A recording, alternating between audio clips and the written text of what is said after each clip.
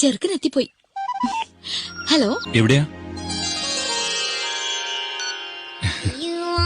Hi, I am Manuel Abraham.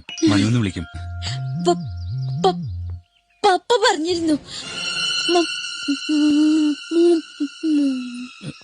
ഇരിക്കൂ.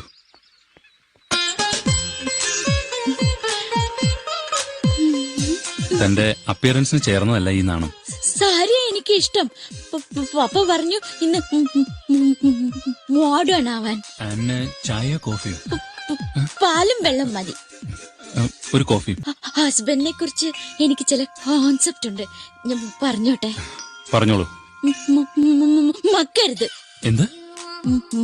മദ്യപിക്കരുത്, വീട് വലിക്കരുത്, വൈകിട്ട് 5 മണിക്ക് വീട്ടിൽ വരണം. പിന്നെ പിന്നെ എന്നെയും മക്കളെയും പൊന്നുപോലെ നോക്കണം.